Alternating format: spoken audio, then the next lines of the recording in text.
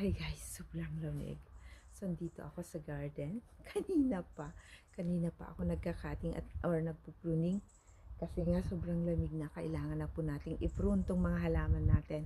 Para next year, marami po silang i-produce na mga bulaklak.